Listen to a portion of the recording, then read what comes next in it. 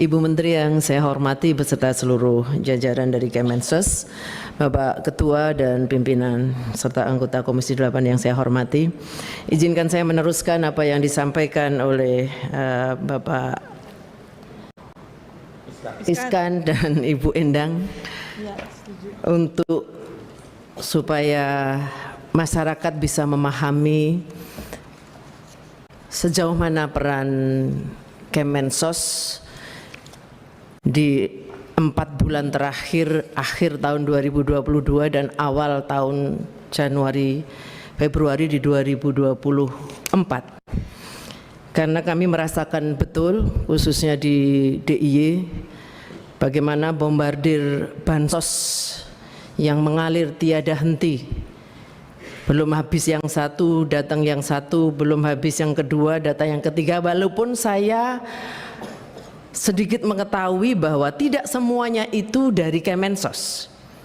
Tetapi saya kira forum ini bisa digunakan untuk menjelaskan bahwa apa yang dilakukan oleh Kemensos sungguh sesuai dengan aturan perundangan yang berlaku, termasuk di dalam tata kelola pengelolaan keuangan. Karena kita tahu November-Desember sudah ada PKH, sudah ada BPNT, kita ada El Nino dari Kemensos. Kemudian Januari-Februari yang dari Kemensos sudah keluar lagi yang namanya PKH dan sembako atau BPNT, walaupun singkatannya berubah Pak. BPNT itu bukan lagi bantuan pangan non tunai, tapi bantuan pangan ning tunai. Nah, kalau di Jawa kan BPNT itu bantuan pangan ning tunai, maka bahasanya sekarang menjadi sembako. Nah, di luar PKH BPNT itu yang pertama catatan untuk PKH BPNT, mohon izin Ibu Menteri, saya mendapatkan catatan tahun 2022 dan 2023 memang betul yang dikatakan Pak Iksan bahwa BPNT dan PKH itu lumrah atau biasanya itu keluar di awal bulan Maret. Itu data saya yang di DIY. Tetapi untuk tahun 2024 ini memang keluarnya cukup membuat kita terkaget-kaget.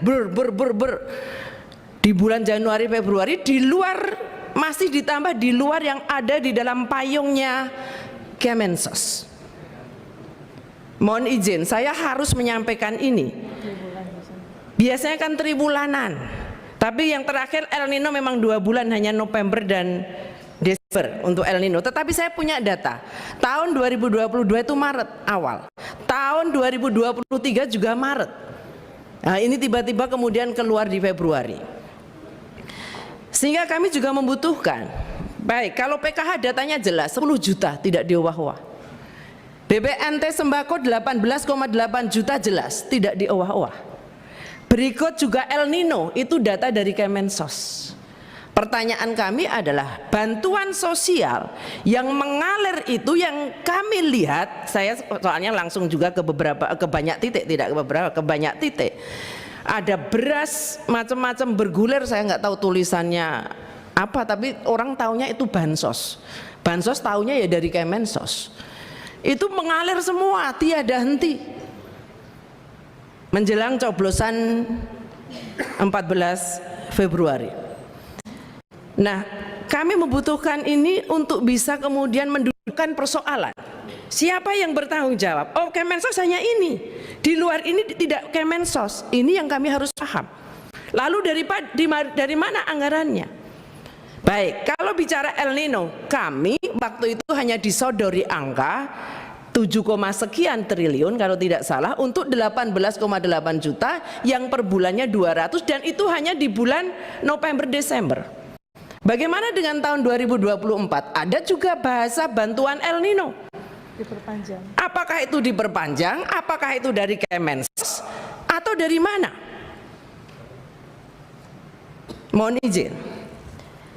Karena di catatan LHPBPK yang tahun 2022 itu banyak penyalurannya yang kemudian ada di tahun 2023. Jadi temuan LHPBPK-nya mengatakan yang melebihi anggaran itu memang ada beberapa catatan. Tetapi bagi saya yang terpenting adalah, ini saya memegang LHPBPK tapi untuk semester 1. Tetapi yang terpenting, jangan sampai apa yang kita lakukan di pusat ini, November besok kita pilkada. Mungkin tidak itu akan ditiru oleh kabupaten, kota, dan provinsi yang melangsungkan pilkada. Bombardir juga sebelum pilkada itu oleh incumbent dengan melakukan itu. Saya tidak mengatakan ini jangan dimasukkan ke ranah politis, ini baru masuk 2023 untuk evaluasi anggaran, no. Kita bicaranya meluruskan supaya apa yang terlihat dengan kasat mata di masyarakat ini tidak kemudian terulang nanti di pilkada dengan menggunakan pola yang sama. Sebelum coblosan, gubernur, bupati, wali kota, incumbent menggelontorkan yang sama. Saya mohon izin ini menjadi juga evaluasi, apakah kita sudah tepat kemarin melakukan itu. Berikutnya, ini yang terkait dengan anggaran 2023. Saya membaca dari LHP BPK tapi baru yang semester 1. Saya berharap beberapa catatan yang ada ini memang harus menjadi evaluasi kita bersama, yang sepenuhnya saya akan mengatakan bahwa temuan itu menurut saya masih harus dipertimbangkan dan diklarifikasi oleh Kemensos. Pertama, temuan ketika mengatakan dia masih mendapat bantuan sementara keluarga itu sudah mendapatkan UMP. UMP berasal dari mana? Anaknya lulus SMA, lalu bekerja, dia kemudian dapat gaji UMP, lalu PKH-nya dicoret. Menurut saya ini juga tidak pas. Karena apa? Ini tanggungan keluarganya tetap. Anak yang kemudian harus bapak ibunya tetap belum bisa memenuhi kebutuhannya. Anaknya nomor 1 lulus SMA, padahal di situ juga ada disabilitas, ada anak sekolah. Lalu ini menjadi catatan temuan karena di dalam keluarganya ada yang sudah mendapatkan UMP atau UMK. Menurut saya yang harus kita rubah atau kita luruskan bersama BPK adalah kalau seperti itu apa iya sudah harus kita lepas untuk tidak mendapatkan bantuan. Sementara tanggungan di dalam keluarga itu masih sangat banyak yang tidak mungkin kita bebankan pada seorang anak yang baru saja bekerja yang mendapatkan UMP. Kemudian yang kedua, untuk YAPI, yatim piatu, saya melihat bahwa untuk yatim piatu ini memang masih di luar target kita untuk penyalurannya. Saya menggambarkan begini, ketika anak itu yatim piatu masih di dalam kakak sendiri dengan orang tua yang sudah meninggal, itu otomatis mesti itu mendapatkan bantuan. Nah sekarang kalau yatim piatu ini karena mereka masih sangat kecil, akhirnya kan diadop nih oleh keluarganya menjadi satu kakak. Pertanyaan saya melihat BPK melihat ini sebagai sebuah temuan ketika itu diberikan kepada keluarga yang menampung mereka. Nah ini yang kemungkinan saya juga berharap ini dilakukan klarifikasi oleh Kemensos kepada BPK supaya hal yang seperti itu menjadi pertimbangan. Pertimbangan untuk apa? Memang tidak layak untuk dicorek. Termasuk ketika bicara di lapangan, para penerima penani baru sebulan nerima, berikutnya PKH-nya juga hilang. Ternyata fakta di lapangannya demikian. Dan pendamping PKH yang kemudian memang harus kita berikan pembekalan. Apa betul dengan pena sudah diterima sekali nanti kemudian 2 bulan kemudian PKH-nya sudah hilang tanpa harus ada klarifikasi, sementara Bu Menteri menyampaikan bahwa data-data itu yang harus sudah keluar sekian karena memang sudah jauh di atas UMP. Yang masih di garis kemiskinan atau di atas kemiskinan sedikit itu saja masih tetap harus tidak dikeluarkan. Tapi bergantian nama itu kita mendapatkan keluhan mengenai hal itu. Jadi saya berharap Ibu, catatan-catatan dari BPK tentu kami juga tidak mau menerima mentah, tapi kita melakukan klarifikasi sehingga kita perlu melakukan perbaikan juklak juknis supaya juga BPK memahami tidak semudah itu mencorek orang ketika kemudian mungkin sudah dianggap tidak sesuai dengan ketentuan, termasuk ketika keluarga itu sekarang bapaknya meninggal, yang mendapatkan catatan PKH bapaknya di dalam data itu. Ada istrinya, ada anak-anaknya, mungkin di situ disabilitas, mungkin itu di lansia, karena bapaknya meninggal, masuklah dia sebagai catatan orangnya sudah meninggal, tidak lagi berhak dapat PKH. Bagaimana dengan keluarganya? Nah, saya kira data menjadi sangat penting untuk kita bisa lebih detail memberikan jawaban kepada BPK yang tidak semata-mata kemudian tindak lanjutnya itu harus 100% seperti apa yang diminta oleh BPK, tetapi ada catatan klarifikasi, memang harus ada yang dibetulkan di dalam pemberian bantuan dengan cuklak-cuknis. Demikian Pak, terima kasih, mohon maaf. Boleh kami jawab Bapak Ketua? Iya. Jadi yang pertama mohon maaf, saya harus jawab yang pertemuan BPK Pak, karena ini panjang urusannya nanti. Alhamdulillah kita mulai 2021, 2022, 2020, 2021, 2020, 2021, 2022 kita WTP. Itu yang terjadi adalah saat itu di undang-undang itu DTKS itu hanya dirubah setahun 2 kali. Saya pakai itu, saya masih awal menteri, saya nggak ngerti. Setelah tahu kejadiannya seperti itu, saya ngomong ini kalau orang mati bulan ini Pak, kalau saya buat SK perbaruan 6 bulan lagi itu udah ketinggalan. Tapi memang ada Pak, makanya kita kasih solusi yang tadi Bu Esti sampaikan. Kalau itu meninggal, maka daerah bisa ngajukan penggantian pengurus. Jadi misalkan suaminya meninggal, maka yang diajukan istrinya, karena justru meninggal dia masih malah miskin kan Pak. Kenapa kemudian dihentikan? Itu yang kita sudah buat edaran ke daerah untuk penggantian pengurus begitu. Karena di undang-undang fakir miskin 13/2011 itu disampaikan bahwa usulan itu memang dari daerah. Nah, karena itu tadi untuk menyambung jawaban Pak Ridho, itu kami membuat program namanya Usul Sangga. Kenapa? Karena kalau kami gantungkan di sana, kami tidak tahu apa usulan masyarakat yang baru. Tapi memang saya lewatkan dengan daerah, kecuali kita nemu kasus atau bencana. Itu perkecualian yang saya rapatkan dan disepakati oleh semua APH.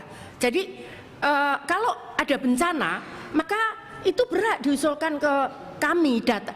Kami nggak mungkin Pak kalau nggak lewat DTKS, karena kami akan ditemukan dan itu diklaim seperti itu. Nah, dan kenapa? Itu kenapa? Karena data masing-masing data itu punya. Kalau Bapak nemukan itu masih bagus Pak. Kami nemukan Pak, dia memang bekerja Pak. Tiba-tiba namanya dipakai izin jadi direktur perusahaan Pak. Apa namanya? Nomini. AHU. Nah, Sebagai nomini. ternyata setelah kita cek dia cleaning service Pak.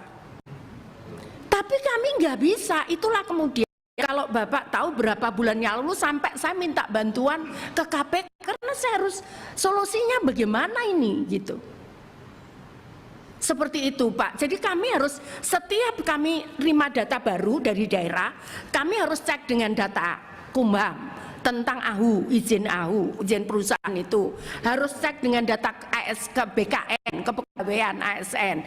Harus ada cek data dengan BPJS tenaga kerja itu. Nah, kemarin sampai saya ngomong begini, apa sebaiknya itu dipisah saja kakaknya. Tapi memang yang punya inisiatif harus poros Bu. Jadi misalkan saya punya anak, saya miskin, anak saya UMK, karena di undang-undangnya menyatakan demikian Bu. Nah, kalau di luar negeri, kalau dia sudah dewasa bekerja, dia keluar dari kakak. Nah, ini yang harus dia ikuti dengan keluar kakak ini. Tapi kalau jadi kakak, saya ditemukan Bu. Satu bulan aja, sekarang dia belum ASN. Dia tiba-tiba jadi pegawai lurahan. Ketemu Bu 1 bulan. Jadi makanya DTKS itu saya sahkan tiap bulan. Dulu undang-undangnya 6 bulan Bu. Karena kalau 6 bulan udah terlambat semua, Bu. Banyak sekali temuannya. Sana aja banyak, Bu. 1 bulan aja banyak. Jadi deviasi. Sekarang saya tanda tangan SK. Nanti 1 jam ada yang meninggal, Pak.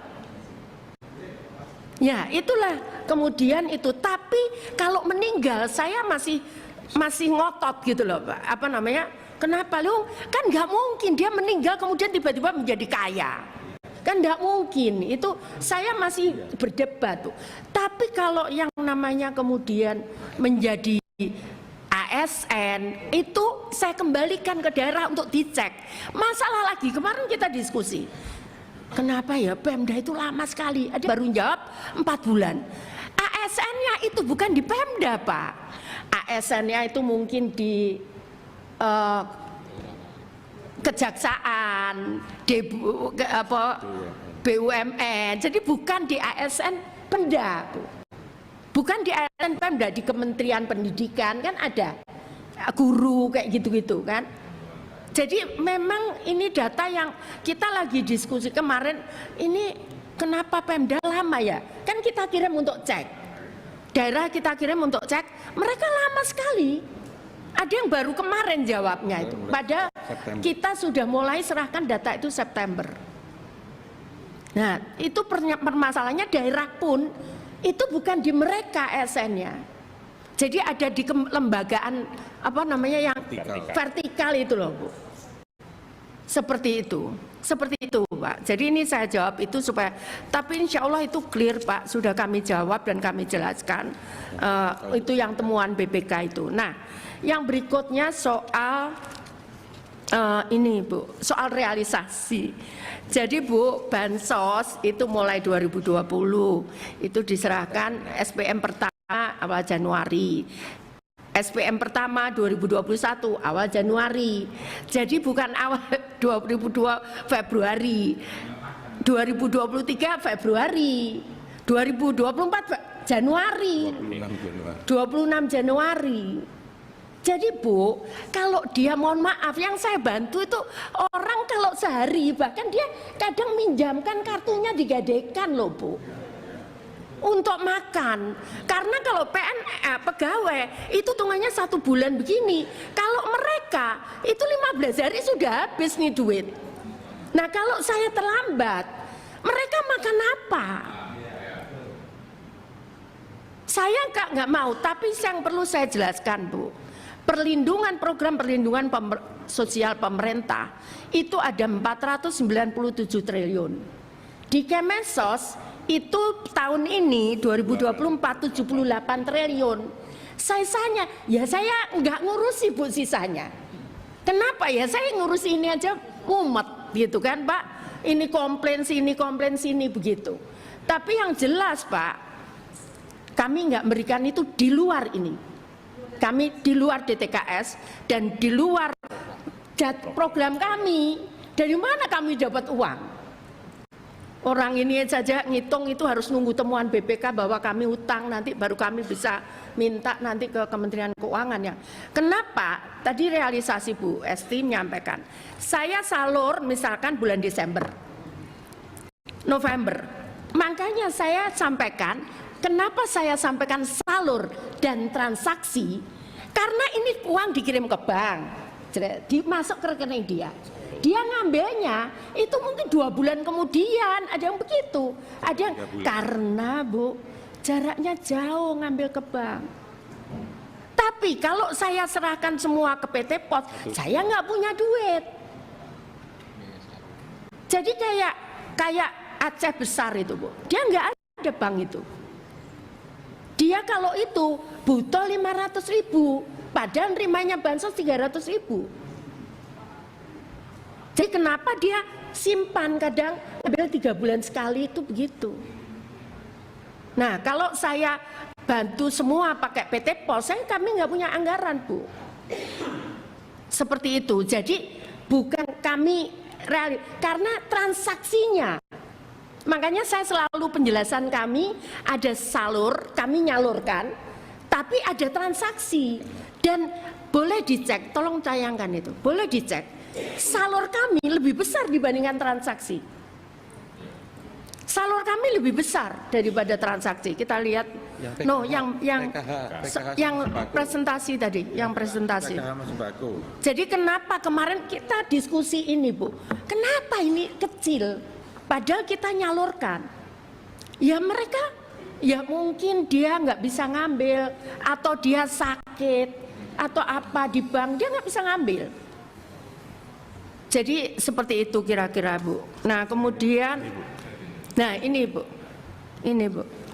Nah, nah ini ada salur, ini ada transaksi. Kenapa saya sampaikan begini, Bu? Ada selisih, Bu. Jadi per akhir tahun 2023. Jadi ini per akhir tahun 2023 ada berapa ratus miliar. Nah ini kami nggak bisa, kalau sudah kita serahkan ke bank, ya kami nggak bisa jamin dia ngambilnya kapan itu, Bu. Sampai 3 bulan baru. Sampai iya. Ya jadi temuan, tapi ya kami harus jelaskan. Ya kami harus jelaskan. Karena seperti ini ngambilnya tergantung ATM-nya. Sebetulnya kalau jujur saya ditanya siapapun, saya ngomong saya mending PT Pos. Tapi kan harus bayar masalahnya. Pimpinan, Kami nggak ada anggaran. kalau pimpinan ada dikit tanggapan. Tadi mohon maaf Bu, tadi Bu bilang tadi bulan Januari 2024 sudah ada pencairan ya. Ya. Tanggal berapa Bu? 26. Pertama SPM pertama 26 Januari. Itu Ibu baru transfer ke bank atau memang sudah cair? Ya. SPM itu surat perintah membayar kami. Bayar ke bank. Ya. Kementerian Keuangan kapan ngirim uangnya ke Ibu? Pak, ini kalau bansos itu enggak pernah. Ini yang ini 2021 itu 4 Januari. Saya transfer SPM pertama ini. Enggak, bukan bansosnya, itu kan APBN Bu. APBN itu kan ada prosesnya, masih siklus anggaran. Nah, Pak, ya saya nggak belum, tahu yang jelas kami bisa bayar. Saya kan nagihkan ke keuangan bayar kapanpun saya nggak masalah. kan itu kan jadi gini kan, yang anggaran itu ada namanya anggaran besar itu kan dari Menteri Keuangan. Tahu, Pak. Anggaran tahu. besarnya itu di Menteri Keuangan, itu apa namanya, Ya. pusat anggaran. Masa Ibu baru awal sudah ada uang sih Ya, itu? Pak. Ada, Pak. Ya makanya saya beda. Tanggal berapa Menteri Keuangan mengirim ke Ibu? Kok ngirim saya? Kan saya anggar- dipanya Ya kan November, Pak, Bu. yang harus diklarifikasi itu anggaran itu langsung dari kas negara ke penerima bantuan, gitu. Ke bank penyalur, sorry, ke bank penyalur. Bank penyalur langsung, jadi tidak melalui Jadi enggak, Kemensos. kami itu Pak megang uang besar itu seperti akuarium ikan dalam, kita bisa lihat nggak bisa pegang. Karena uang itu langsung ke KPM, Pak, bukan lewat kami uangnya. Ya makanya sini ada sistem anggaran kita yang tidak sehat ini Bu. Ya kan ini yang itu memang saya lihat. Pak. Jadi Ibu itu Pak. punya Saya uang juga tapi takut, Pak, megang uang segitu, Pak. Bukan. Mending dari keuangan langsung ke Ibu KPM. bilang aja saya punya uang tapi nggak punya uang, begitu boleh bagus. Ya memang kenyataannya begitu. Saya selalu ngomong sama teman-teman, kita ini lihat seperti akuarium, bisa dilihat, bisa dipegang. Kan uang itu kekuasaan. Kalau kita nggak megang uang nggak ada. Enggak, Jadi Pak. Ibu Enggak, punya Pak. anggaran itu. Enggak, Pak, kekuasaan milik Tuhan. Izin Bu supaya apa yang Itu saya sih sampaikan. aneh Ya, bukan izin. kekuasaan milik Tuhan ya. Kita Izin Ketua. ke akhirat aja kita semua. Saya selesaikan. Kalau kekuasaan milik Tuhan semua kan di dunia itu kan Tuhan kasih juga Iya, kita Pak. kekuasaan. Iya. Izin Ketua supaya tidak salah penangkapan. Udah jelas tadi. Ya, enggak, Itu kan saya mau transfer dari Kementerian mengklarifikasi juga karena kan Ibu memastikan SPM Januari. Iya, mungkin SPM-nya Januari. Tapi sekali lagi saya punya data penyalurannya ke masyarakat itu ada, Pak. Saya banyak leafletnya sejak 2021. Jadi 2022, 2023 itu pengumumannya pasti bulan Maret memberikan nanti mungkin flyernya saya kasihkan ke Ibu Bapak supaya kami juga jangan sampai begini. Ini ada penahanan uang kemarin berarti ketika keluarnya ke masyarakat kok Maret meskipun SPM-nya dibayarkan di Januari. Ini kan sekaligus Bu Menteri klarifikasi bahwa yang benar SPM itu kan sejak mulai Januari sudah diberikan. Walaupun kemudian yang di luar Ibu memang kemudian tidak bisa menyampaikan karena orang tahunya hanya dari Kemensos sementara itu dari berbagai kementerian. Demikian. Yang kedua, Pak Wisnu dan Bu Sali, buffer stok kami memang habis, Pak. Jadi 2 buffer stok itu cadangan untuk yang lumbung, untuk bencana itu habis. Ini kemarin saya kejar dia untuk itu. Habis kemarin Bu Sali, Bu ini sekian korbannya 7.000. Bu saya nggak punya kalau segitu banyak. Saya sampaikan begitu. Jadi mohon maaf memang buffer stok kami terbatas, Pak. Jadi kami nggak bisa, mohon maaf, kami nggak bisa membantu penuh karena saya harus hitung daerah lain juga gitu. Seperti itu. Nah kemudian berikutnya mana? Nih. Jadi kalau pendamping kami nanti akan koordinasi dengan Menpan, Pak. Menpan karena kemarin memang polanya seperti itu. Dimasukkan dulu datanya masuk P3K, tapi nanti tes, tetap tes. Ya tetap tes, ya tetap tes. Itu ajudan saya juga tes, Pak. Jadi semua tes. Termasuk anak saya, tapi nggak diterima, Pak. Iya, nggak diterima, Pak. Nah kemudian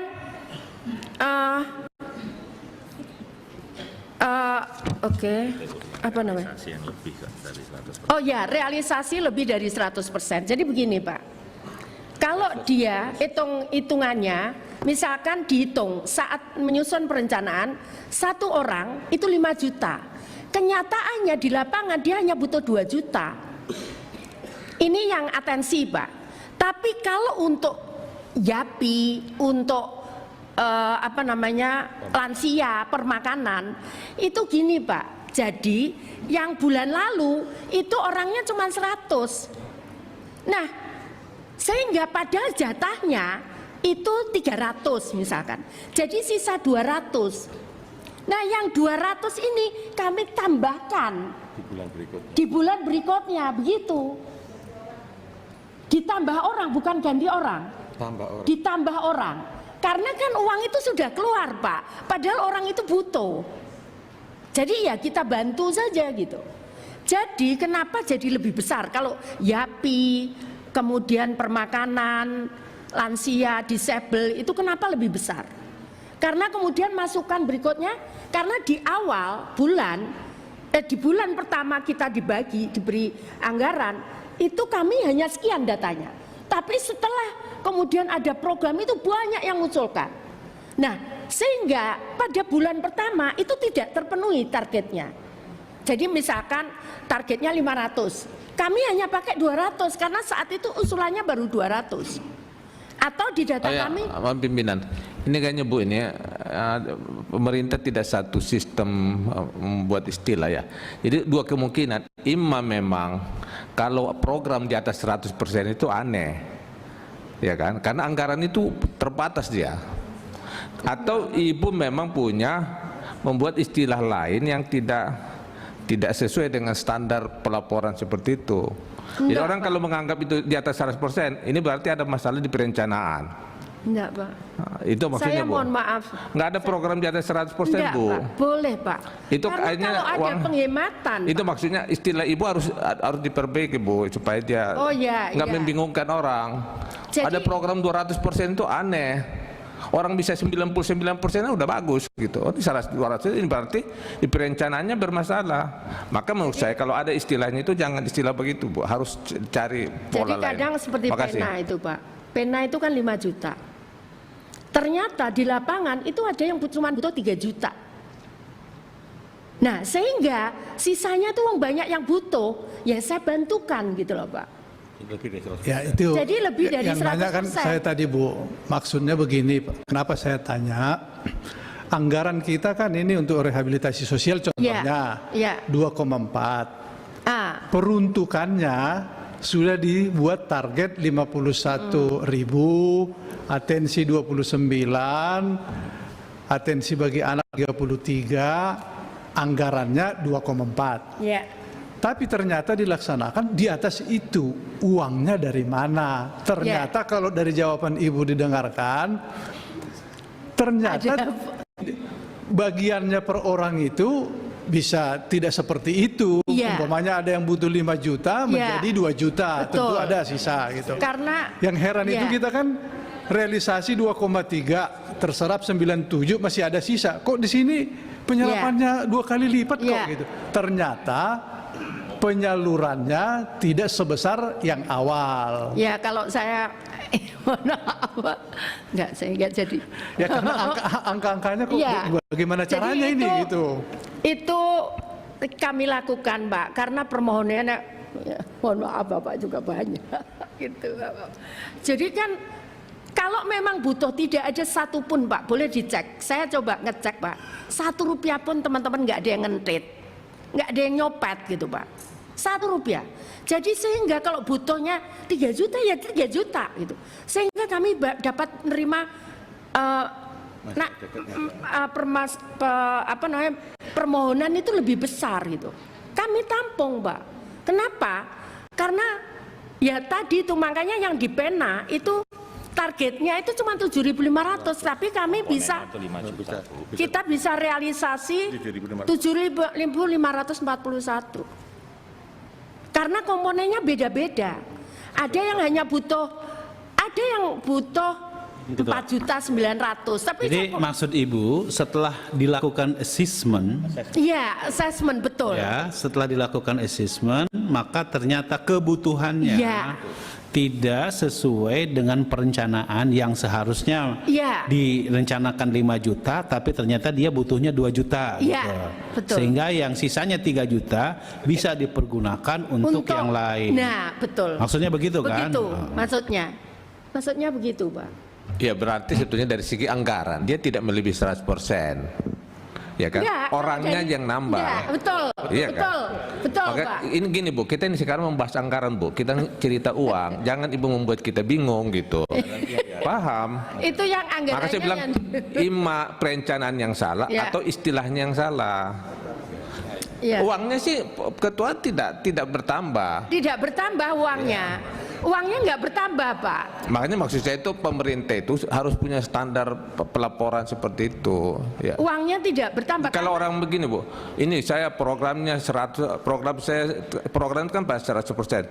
Saya realisasinya 300%. Kita diketawain dunia. Berarti perencanaannya bermasalah dong gitu. Ini cuma orangnya doang rupanya gitu. Targetnya yang rendah. Ya, oke, makasih Bu. Jadi uangnya tidak bertambah, Pak, tapi targetnya yang bertambah. Targetnya yang bertambah. Targetnya yang bertambah. Jadi makanya di situ ada target dan realisasi. Tapi uangnya tidak bertambah. Lalu justru karena uangnya tidak bertambah, Bu, makanya kita bertanya. Itu masalahnya. Tidak bertambah uangnya. Contoh, Bu ya. Ya. Tadi sih ada efisiensi. Ya. Katakanlah pena yang harusnya dapat 5 juta. Ya. Kamu putusnya hanya 3 juta, udah ini 1 juta kasih yang lain. Ya. Tapi kan ini kan hampir semua item ini kan mengalami kenaikan. Ya. Termasuk permakanan. Ya. Lah permakanannya juga dikurangi Bu yang 100.000 Jadi itu. gini tadi yang kalau permakanan sama permakanan tadi saya sampaikan. Pada bulan pertama saat uang itu anggaran turun, kami kan ada hitungannya. Misalkan targetnya 500 KPM. Ternyata saat bulan pertama Pak, itu ternyata saya hanya bisa mengajukan 200 KPM. Berarti kan ada anggaran sisa 300 KPM. Itu yang karena usulan dan potensinya masih ada, itu yang kita masukkan 300 KPM itu di bulan berikutnya. Nah, terus di bulan berikutnya begitu, Bu. Jadi pengalihan apa namanya? Ada hari, Pak. Itu kan pengalih hari. Jadi kan 1 bulan itu berapa hari? 30 hari. Nah, kalau ada hari lebih 29 hari, maka akan 1 hari kali sekian KPM, Pak. Berapa rupiah? Itu yang kita serahkan ke orang lain. Itu. Jadi ada juga yang mulainya ketemu, Mbak. Mulainya ketemu itu tanggal 15. Ketemunya tuh orangnya tuh ketemunya setelah selesai di assessment, oh ternyata ya tanggal 15. Berarti bulan ini dia 15 hari selesai. Nah, itu yang kita berikan ke orang lain. Seperti itu, Pak. Ini untuk yang permakanan. Tapi kalau untuk yang pena, kalau atensi itu karena penghematan, Pak. Penghematan, ya.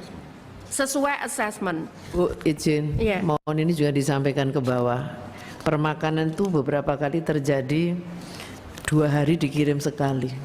Oh ya, bisa untuk lansia. Tapi saya sudah negur langsung karena ada di DIY. Jadi saya kira itu kan juga gak bisa orang makan mestinya. Sebetulnya kami punya setiap hari. Ya. Tapi ini makannya bukan pas puasa ini, Pak. Makannya 2 hari dikirimkan sekali dalam 1 hari maksud saya. Itu. Yang untuk tapi lansia. Itu laporannya ada, Bu. Dia foto. Di-upload, Pak. Kita punya. Coba bukain. Tolong Pak Agus, Pak. Ya, sehingga yang diberi makan. Sehingga jadi laporannya gimana itu ya orangnya? Dia setiap hari buat laporan. Ya mungkin kan kalau laporan bisa dibuat, Pak. Mungkin yang ngantang makan duluan, Bu. Ya, ya. Kemudian yang tadi Bu, ini saya justru biasa ya feeling ini. Ibu kan SPM-nya Januari, selama ini kan Maret. Mungkin enggak memang kita harus menegur banknya, mungkin penyalurannya yang dibikin terlambat atau Pemdanya. Karena selama ini penyalurannya, mohon izin Pak Ketua, kan saya boleh mengindikasikan bahwa oh duitnya ditahan dong di bank 2 bulan atau 1,5 bulan. Sudah lama begitu ya. Ya artinya ini yang harus kita sampaikan kepada bank penyalurnya begitu. Matur nuwun.